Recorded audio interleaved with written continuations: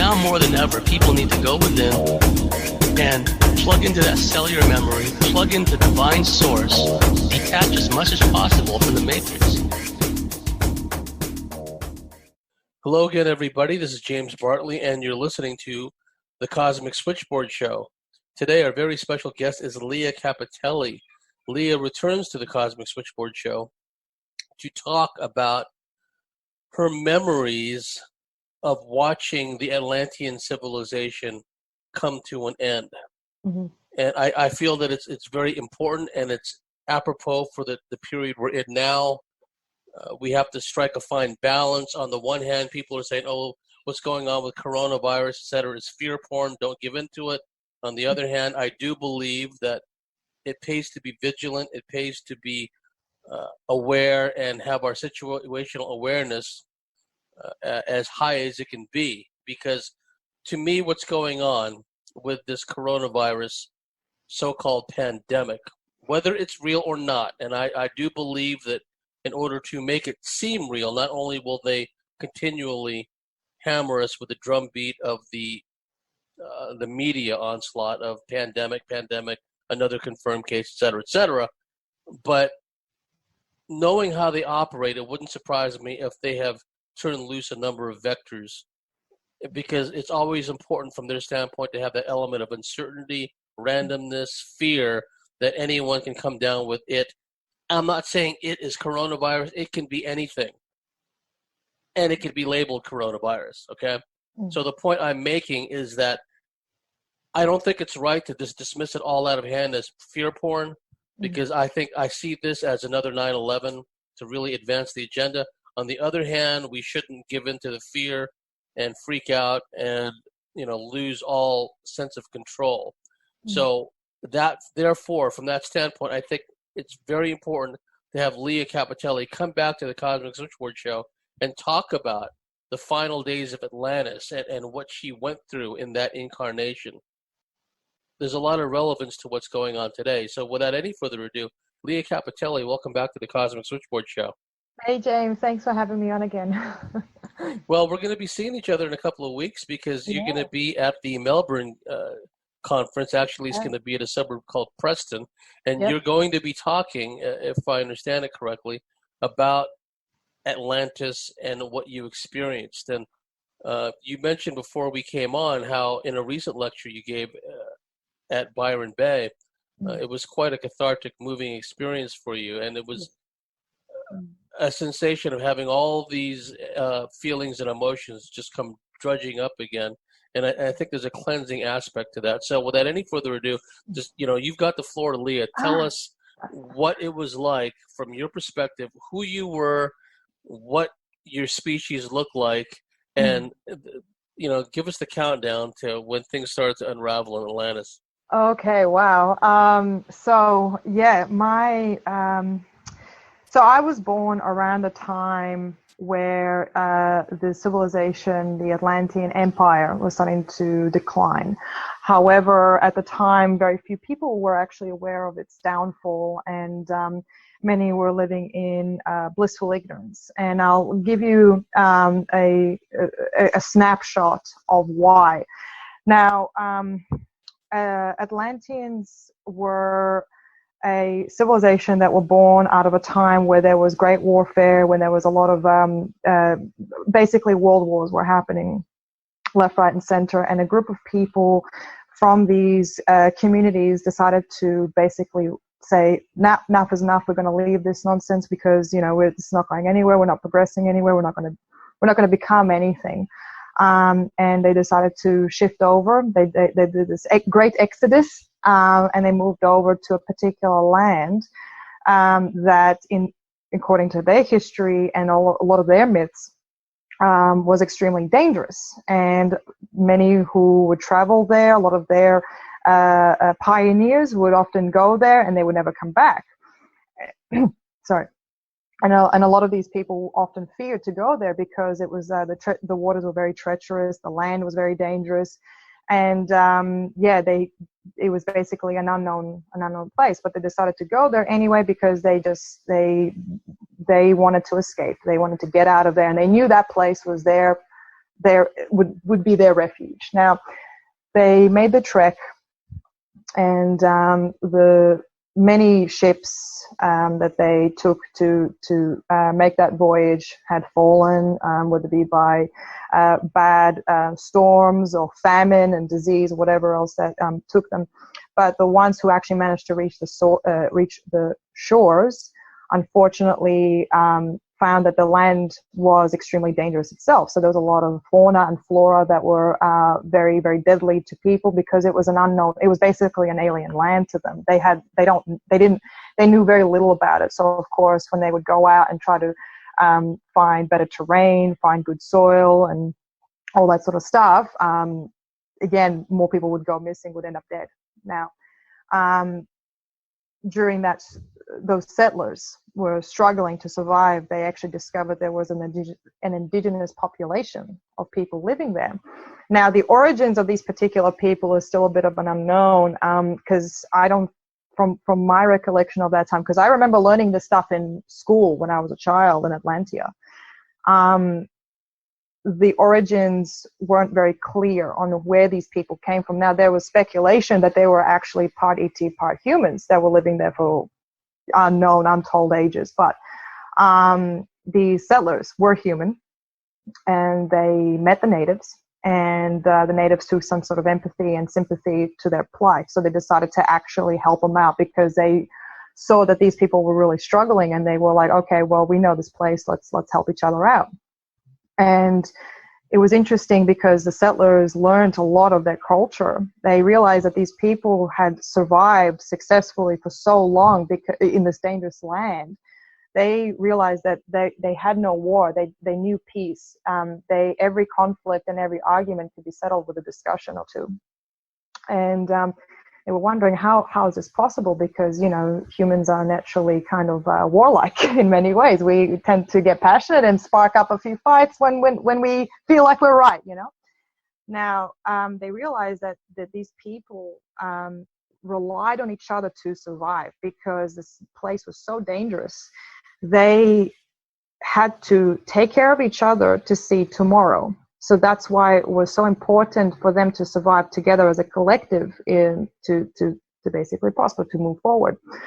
Now, the settlers learned a lot, and they adopted their spirit, the indigenous spirituality. However, they weren't at first forthcoming with the origins of their journey, of their voyage, because the indigenous were like, we don't have war, we don't have conflict, we don't have any of that. If you want to do that, you best leave.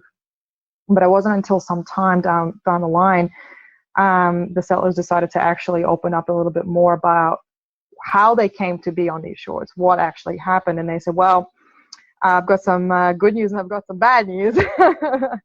And they said to them that we actually come from a very warlike society, and we decided to remove ourselves from that situation, because we will not survive them. We couldn't survive them.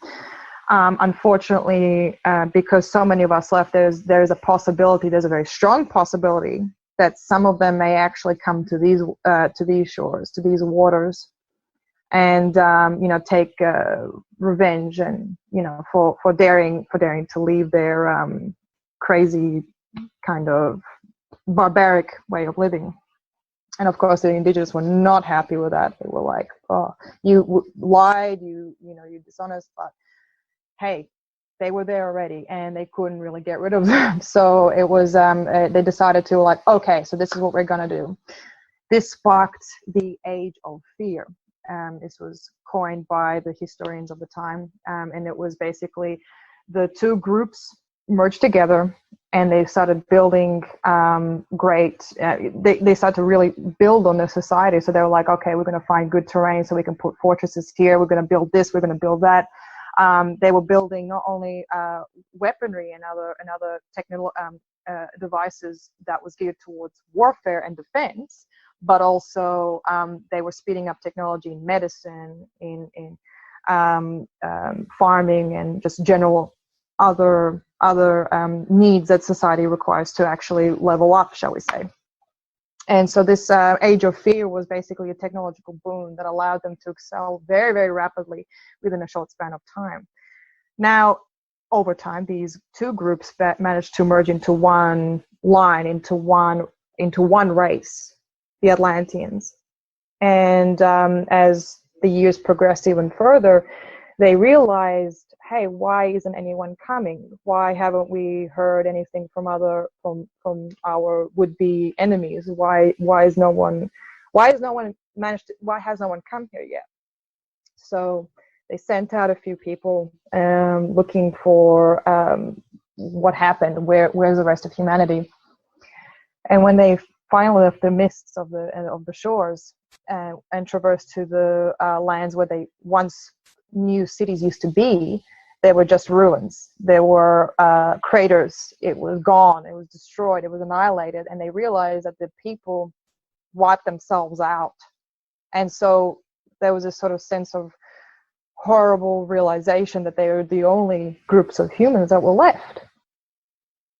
However, in that moment of despair, they realized that there were some humans who were still around, living in isolated regions, in more, shall we say, primitive societies, well away from all the cities, who avoided this conflict, this destruction. And they realized, my God, this is our opportunity to rebuild the world, to do something better, to really, because we were born in blood, we will not allow the future to receive the same. So they went around and they tried to uplift as many groups of humans and cultures they possibly could, implanted a lot of their kind of ways of living and treating with each other with respect being the most important part. Not only technology, but the spiritual aspect was a major, major thing for them. They really wanted to they wanted to change the attitude. That was their intent. And they managed to successfully build a lot of these societies up from very, very little to just sky high.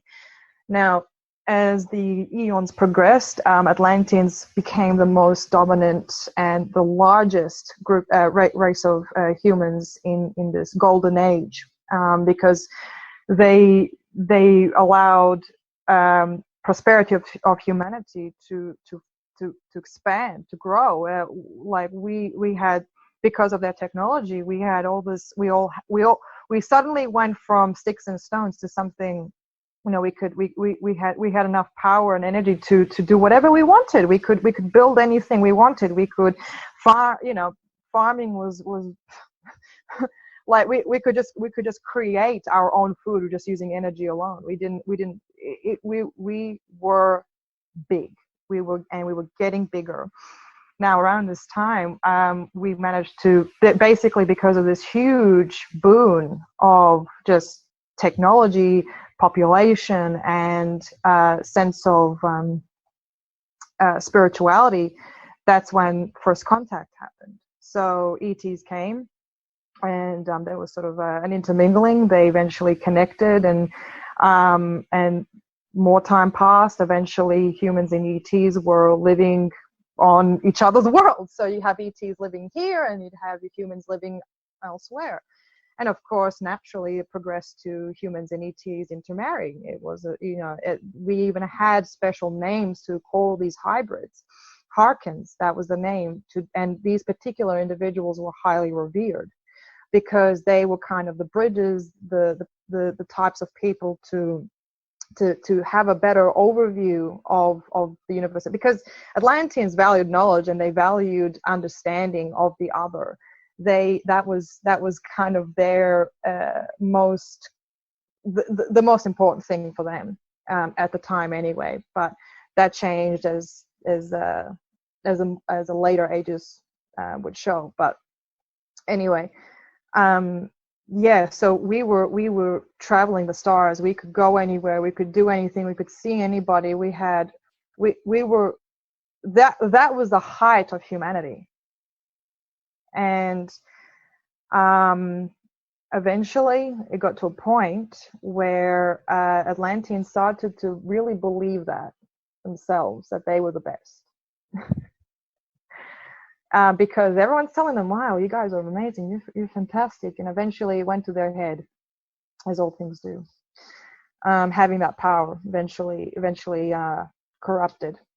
So there was a bit of so there was a few things happening a few decades before my birth. Now, humans were essentially competing with other species in the cosmos. So even though it was peaceful, there was no war. However, humans were developing very, very quickly. And some ETs found that to be a bit uncomfortable. Some of them thought that was a little bit too quick, too fast. Like they were developing so fast, technologically speaking, but the spirituality seemed to kind of lag a bit. It wasn't falling as fast. And some of the methods that Atlanteans were using to gain this new developments, for example, phasing technology, which allowed, by the way, they already had phasing technology for quite some time, but phasing allowed humans as well as other races to be able to transfer matter into a different frequencies to allow for improved travel. They used phasing for not only travel but also communication, to pass between matter. It was used for mining as well. They didn't actually have to drudge up the ground. They could just literally like phase a particular mineral element, whatever, and they would just pop it out of the ground. So it was phasing was a big thing. However, humans were starting to develop geophasing devices, which allowed them to blanket an entire area that would phase. Now, they were hoping that these technologies would be used as kind of like a defense thing. So they would put it around the city or several cities, and if there was ever like a natural disaster or war or whatever it is, the city would phase. It would, like, these sensors would go, devices would be activated, and the city would phase, helping the population inside them to survive. So that was something that they were doing. However, because of this is just one example of for many technologies that Atlanteans were working on, the energy demand was absolutely skyrocketing. Now, we did have what we call nowadays as free energy. We could take energy from the universe, from surrounding space, and convert that into matter in whatever other forms we wanted. Now, because we were using so much of it, a lot of the devices, a lot of the the particular buildings that allowed this to happen and direct that energy were constantly maxing out. So they had to find new things, new ways, and new innovative machines to actually meet these demands. But it kept capping out until one day they decided to start building a particular. They were using pylons at the time. Now, pylons were these sort of gigantic pyramid-like structures that not only harnessed energy from the surrounding space, but they were also used as water purifiers. They were also used as form of communication, to direct for interstellar and international communication, as well as travel. They were the hubs. They were supposed to be these brand new modern devices that was going to revolutionize the way of gathering energy forever. And they started building these prototypes on the Giza Plateau. And this was happening in the city called Alchem. We didn't call it Egypt at the time. We called it Alchem, and the Alchemites were housing this sort of construction work to be done. And Atlanteans, had their blueprints, and it was like, okay, build this, do it this way, do it that way. So they were going to use these pylons, and they were going to be right for thousands of years. They knew that. But in the meantime, while they were being built, they found out, the Atlanteans had discovered that there was a particular type of mineral crystal that was only found in the center of this galaxy. And they heard about these particular crystals from a few other ETs who were using it already for their own energy gathering purposes. And they thought like, well, if they can do it, so can we. We just borrow the blueprints. We learn how to get it. We learn how to make it. And we'll just use these crystals temporarily until we get these pylons fixed and finished. So they went and collected them. They started using them. And they discovered very, very quickly that these particular crystals were potent. They were absolutely caked in energy. These things, their output was better than anything that I've ever seen before. They could do, like, they fell in love with that power. They really did. And they had a handful. They had a handful of them. I think it was like half a dozen or some number, some small number, but they were enough to power several cities on their own. One was enough to power several cities. And it's just, they were like, this is great. This is a fantastic, solution to our issues. But of course, people knew about it, but because there was this energy crisis going. I remember when I was actually a child, some people were talking about it, and then all of a sudden there was this huge hype of this crisis. Oh, what are we going to do? What are we going to do? And then all of a sudden people stopped talking about it because this problem was solved. So it kind of like slipped out of everybody's head. Now, I would like to mention that Atlanteans were all psychics. Okay, maybe not all of the population. Few people some people were born without any psychic ability, but majority of the population of all humans had some level of psionic ability. Now, reading minds, telepathy was just a staple. That was a common thing. Most of us had it. However, there were some individuals like myself, when I was Atlantean, didn't have that ability. I probably had some small level of psionics in me, but it was nothing in comparison to the average person. And people like myself were called mundanes, people who couldn't read minds, who couldn't see auras, who couldn't perceive the dead, who couldn't, and we were considered psi disabled. Now, the Atlantean attitude, even though it was all about equal rights and, equal opportunity and all that, there was some level of discrimination towards people who were mundane because, quote unquote, they were disabled.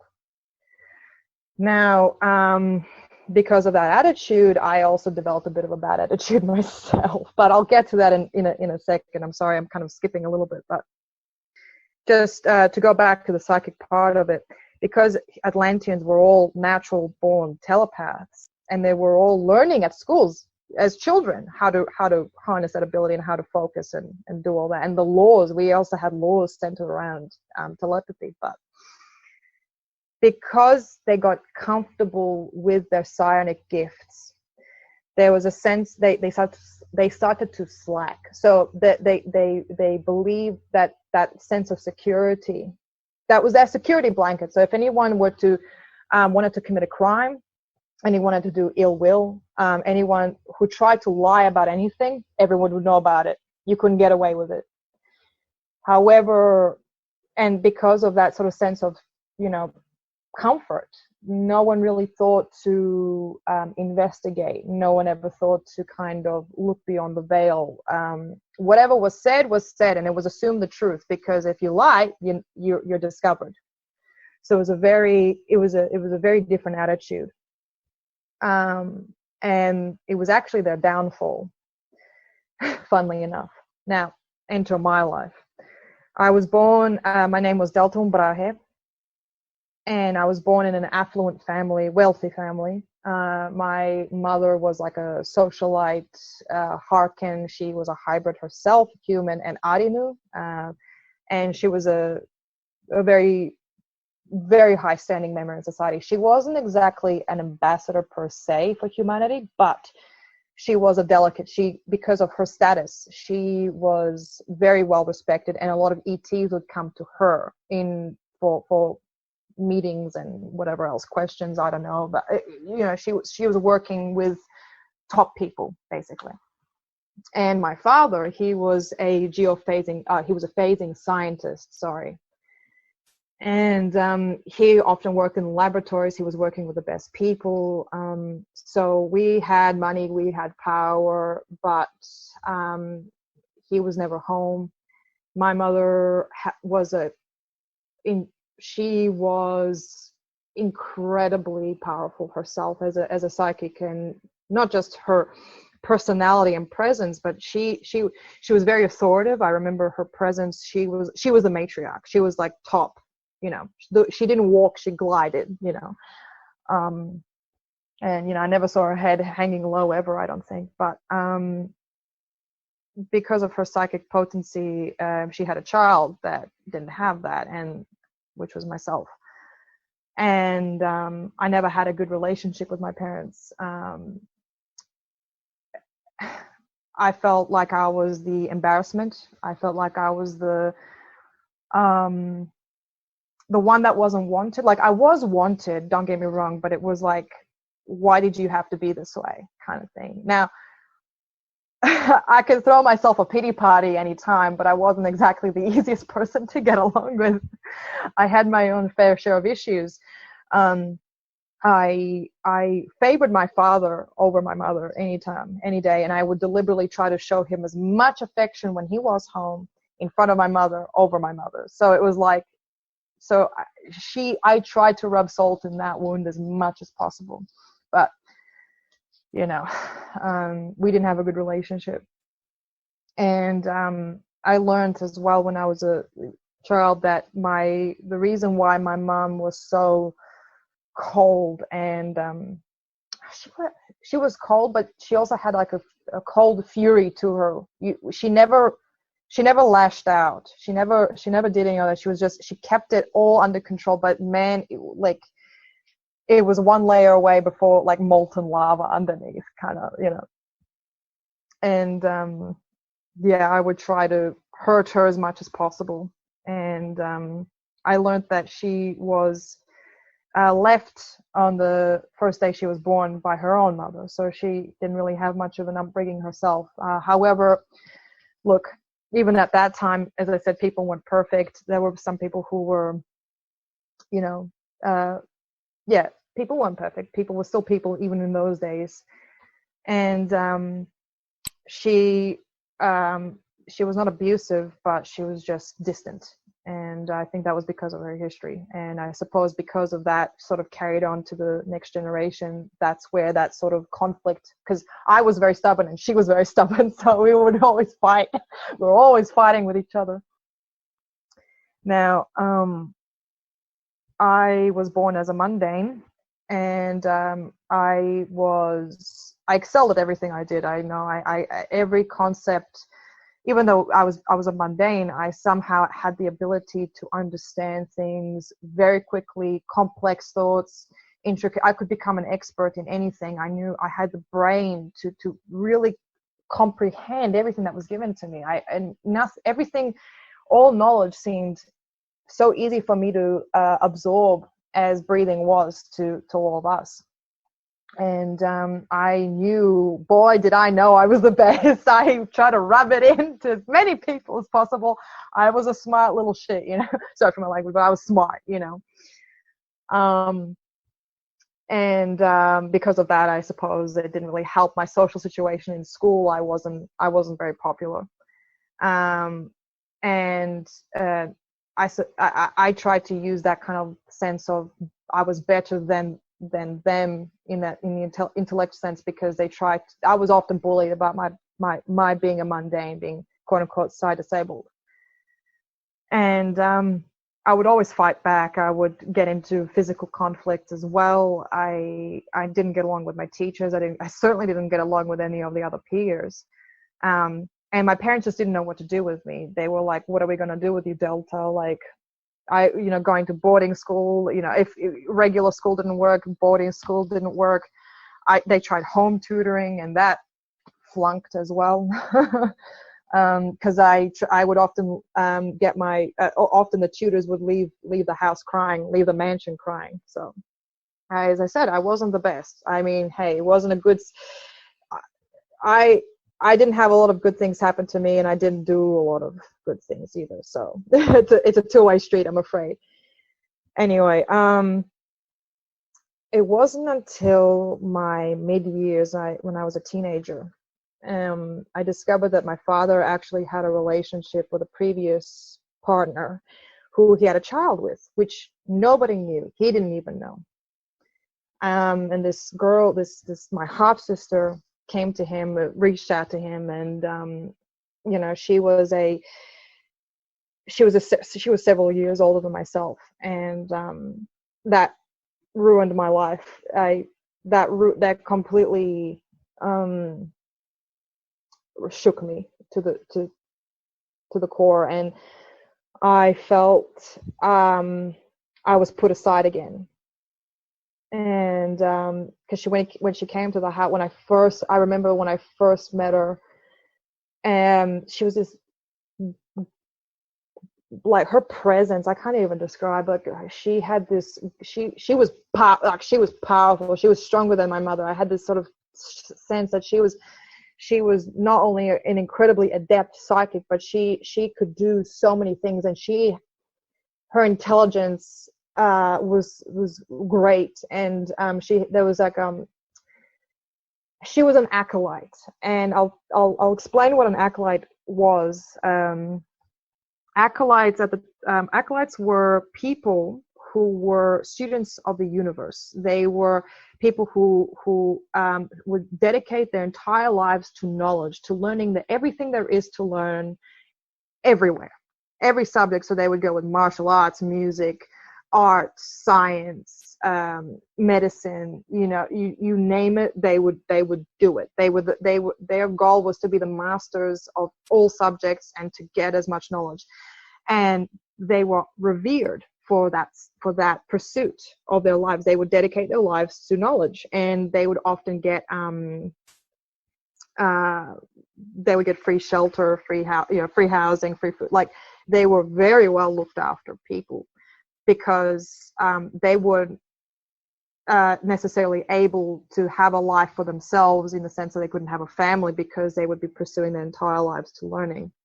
So that was their title. And of course, she was a powerful psychic. She could phase herself. She didn't require any devices. She was a powerful telepath. She had telekinesis. The list is endless. She had all these things, and she was not even a few years older than myself. Anyway, she reached out to my father, and she came over, and I remember looking at her. It was hate on sight. I call it hate on sight. and it didn't help either, the fact that she kind of charmed my parents. They seemed to really like her. They were fawning over her. They wanted, they were like, wow, tell us more about yourself. And there I was again in the corner. And they accepted her into the family in a way that I never felt like I was. And I can tell you, I was not happy. Was not happy. And I kind of went a bit crazy one night. It was a particularly bad night. I was, as I said, I was riddled with insecurities, as well as just all these terrible feelings bubbling up and completely skewing my sense of reason. I decided to eliminate her from our lives, my life. I tried to get rid of her. Of course, I couldn't go anything directly. I couldn't go head to head with her, because she would snuff me out like that. Of course, not to say that my parents wouldn't let her, but you know what I mean? It didn't work. So I figured out another way. I had a little pet bird with me at the time, Agesh. She was my only friend. I got her at school, raised her from a chickling. She was actually a bird from another world, but she was born on Earth, and I was kind of like her surrogate mother. And she was with me all the time. We had a bond. We had a connection. If I was to read anybody's mind, it was hers.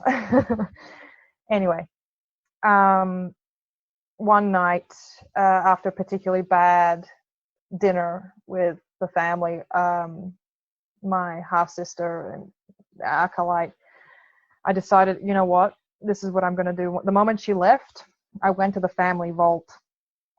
I opened it up, and we had a small room filled with artifacts that were passed down from family heirlooms, really invaluable things that cannot be replicated. They were they were things so old that we don't really know how we got them. Basically, it was the most valuable stuff we kept in there. And I found a particular artifact that I knew my mother would be very emotionally attached to, because this particular artifact was linked to her own mother, the only thing that she ever received from her. And I decided to smash it. I decided to destroy it. And but I was planning on having Mayan, my my half sister, to be the one who did it, who destroyed it. And in doing so, I would have this sort of made up struggle that I even broke my own hand to make it look like she was the cause of it in the struggle. So I did the act with Agesh watching my bird, and I can't even describe the sense of it was a sense of madness I had never experienced before or since, thankfully. Being filled with so much rage and contempt and hatred, and it was just this, even when I went down, when I was actually beating my hand with a piece of a marble statue, crushing my hand to make it look like she did it. She she crushed my hand. The pain of that physical act was nothing in comparison to those bubbling. I went now. I can't. There's no way I can describe it. The emotion was it was so powerful that I felt like I remember it even many lives later. So just to give you an idea, I can't. If anyone's gone through that similar thing, you'll understand. But it was. I don't know. Anyway, so when it happened, my parents were summoned because they could hear me screaming, and they come in and they're like, "What the hell? There's all this broken stuff and all this stuff everywhere is all smashed up and destroyed." And they see me on the floor, I'm clutching my hand. I'm oh, screaming that Mayan did it, And my mother didn't buy it. She saw something was sus. She's like, why would she do that? She wouldn't do that. It's not a thing, not her. I'm like, oh, how do you know? She's a stranger, But no, there was something a little bit more to it than that. Because my mother, even though she was a very powerful psychic, she struggled. She couldn't read my mind. I could fight her off. And she grabbed my bird. Because the thing is, I wouldn't let her into my mind. She couldn't read my mind. She grabbed my bird instead and decided to scan my bird's consciousness to see what really happened, to confirm her suspicions. And I realized that's when I realized this was the dumbest thing I've ever done. This was what the hell, because I'm seeing my bird flailing in her hands while she's reading her mind. And it was just, because as I said, the bird was the only thing in my life that I cared about at the time. And to see her do that, I realized this was, I not only acted, it was dumb. It was the stupidest, dumbest, moronic, selfish, idiotic, blasted thing that I could have come up with. And my mother saw what happened, truly saw what happened. And after I got my hand healed from our family healer,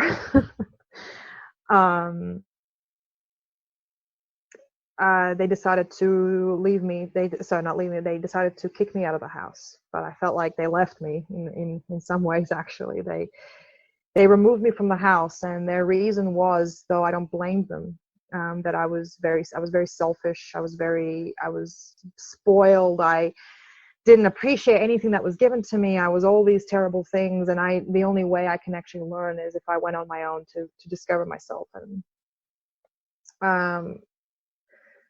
but no one understood my life, and I couldn't really verbalize, because the relationship between them and I was so damaged already that there's nothing even if I had that light bulb flash moment at that moment when they were kicking me out of the house, there was just nothing. Like, they wouldn't believe anything I would say. They didn't trust me. So I had to go through with it. I left the house, went from place to place. I realized that I had nowhere to go. I burnt every bridge I ever had, socially speaking. Nobody wanted to put up with me. I was on my own. And I realized at that moment that this was the lowest that it was going to get. I found it was a stay house. It was like a vagrant place where people would go to, there's a transient place. It was, where it wasn't exactly safe to be in, but where else? It's better than the streets, I guess, and definitely better than the weather outside, because Atlantia was famous for her wild storms. And I was staying there, and I remember rolling into the bed, and I remember thinking, like, this is it. This is where I've ended up. This is it. This is my life now. I've pissed everyone away. This is gone. I could have done so much better. I've had so many opportunities to be better, and I gave in to my lower selves. I gave in to my lower emotions, and I just let them ruin my life, and had nothing. Fortunately, I befriended some people. I gained a bit of humility. I didn't become humble, but I gained a little bit more than I had before. I had some friends who supported me in these moments, and they convinced me to start making reparations to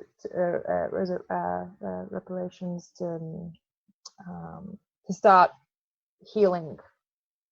Not myself, not just the people who I've wronged, but myself as well. And the person I started with was the one person I dreaded to approach. I dreaded to go near, and it was my stepsister, half-sister, Mayan the acolyte. And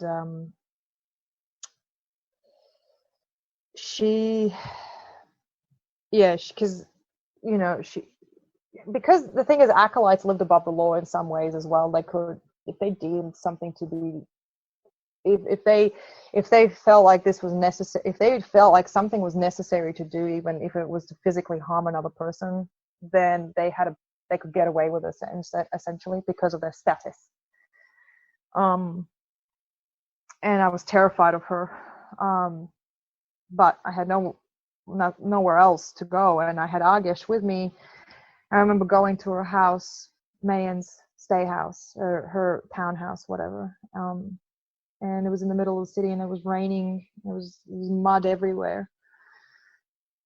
It was cold as well. And I remember looking up at the door at her, and she knew I was coming to the house. First of all, she just knew. She just knows these things. And I remember going to the house, and I'm looking up at her, standing up on the steps in front of the door, and she's just glaring down at me, and I'm thinking, like, oh my God, this is it. She's gonna melt my brain. And I remember, like, I am so sorry. I'm sorry. I'm basically on my knees, and I was like, I understand if you never want to see me again, you don't want to do anything. I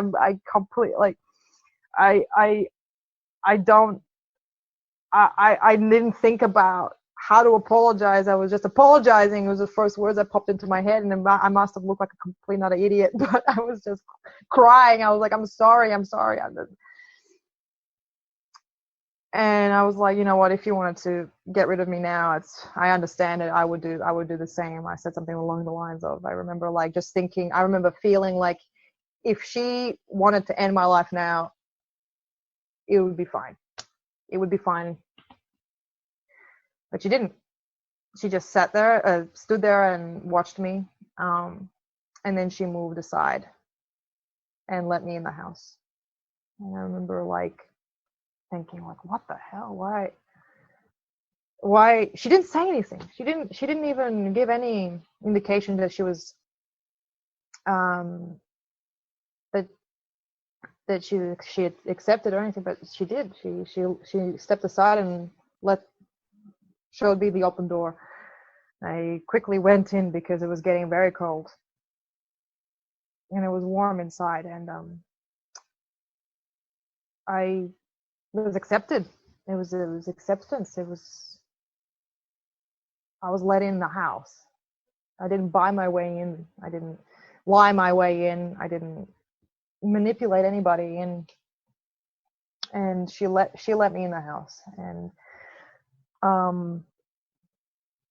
that was, I think, the start of my life. Actually, it was a start of when I going up from the bottom. And she helped me find my purpose in life. I've always been, because I was an avid student of many things. I enjoyed many different topics. I fell in love with history. History is my favorite thing, and history was an obsession of the Atlanteans themselves. They were very careful and very meticulous about recording everything that ever happened, because in their history books they realize that this it's for the future generations, it's for future learning, and that's why history is so important. So it's to give something of the future generations to understand, to connect, to not repeat in some instances. And she helped me realize that was my passion and my love. And she taught me how to become, because of her status as an acolyte, she essentially gave me something equivalent of like university level of education, to become a scribe, which was like a historian, recorder, all that, but an active person that would go around to different places and just record what's going on around, like go to it could be just like going to like a how do I explain it, like where they're developing new like a laboratory, or a power station, or going to like a cultural like a festival or something like that. I would go all around the world and I would be recording all the stuff down and documenting it and keeping it in special vaults, to be used, to be read, to be consumed. And I began working as a scribe, which was like I was working in the Atlantean library, and these halls, and I remember the architecture was very indicative of Atlantean obsession, because the every part of this library, which was like a combination of a museum and other things, but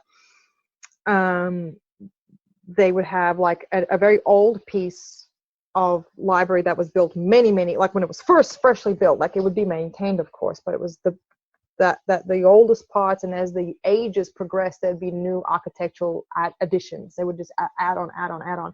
So when you're going through the halls of the library, you'd be literally walking through history. You can see it. And I remember looking up at these monolithic columns. These they were columns, but they were statues as well, holding up the glass ceiling.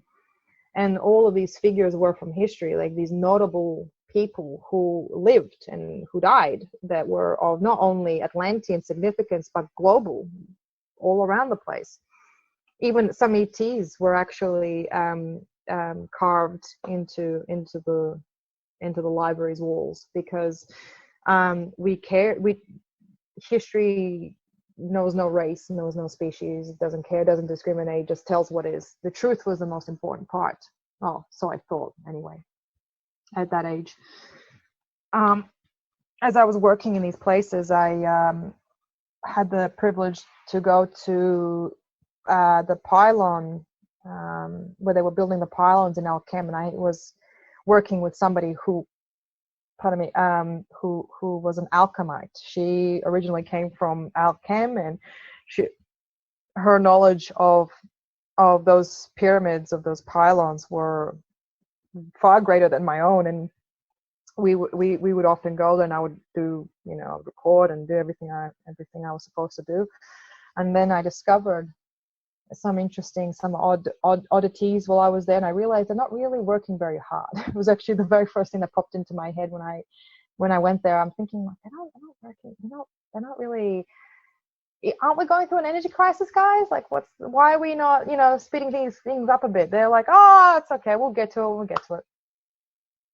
But here's a weird thing. When I was over there, that was one weird thing. But another strange thing is when I realized my presence in Alchem was extremely unwelcoming. And I'm thinking, like, what the hell? Why is no one, like, why am I getting so much negative feedback from everyone? Why is everyone being very aggressive towards me or dismissive? And then my coworker, Bessie, she said, because you're an Atlantean. I'm like, what are you talking about? Why would they hate me because I'm Atlantean? I'm an Atlantean. They should love me, right? No. I learned that people's hatred, or disdain, I should be a bit more specific. It wasn't outright hatred. Some people hated, but it was mostly disdain towards Atlanteans, was because Atlantean people, the civilization itself, the Atlantean civilization, the country itself, was consolidating all the power that they were generating in the world. So they would, they had enough power for their own people to use and whenever they wished. But a lot of other countries in the world, like Alchem, which was the sister country of Atlantia, a lot of their people would only have power at certain times of the day. They couldn't use whatever they wanted. It was very limiting for a lot of people. So it was very hard to. Basically, the rest of the world was getting scraps off the Atlantean table in regards to energy, as well as other things. And a lot of people were struggling because of this, and they saw all Atlanteans to be these users and abusers of the world. But the thing is, I wasn't aware of this, and I thought everybody had energy. I thought this was accessible to everybody. It wasn't just Atlanteans, but no, it was only Atlanteans. But thing is, it wasn't talked about amongst the people. No, but it was a combination of just people just simply didn't know, like myself. I had no idea, but also people not wanting to talk about it, deliberately keeping it quiet, because why rattle the cage? I mean, look, tensions were already rising between Atlanteans on an international scale, but also on an interstellar scale. When some ETs found out that we were using these crystals, they were working tirelessly to get humanity to stop doing it. Of course, at the time, I didn't understand why. I just knew that they just didn't want it to happen anymore, and so on and so forth. And Atlanteans were getting, to a point where, like, we're getting too big for this. We're too good for this. We know better. We know what's good for our people. It's been working for tens of thousands of years. Why should it be any different now? We know. But it wasn't until I went to Alchem that first time it opened up my eyes, and I realized how dire the situation was. And when I saw those pylons being slowly built, because, as I said, well, aren't we going through a crisis? What's happening?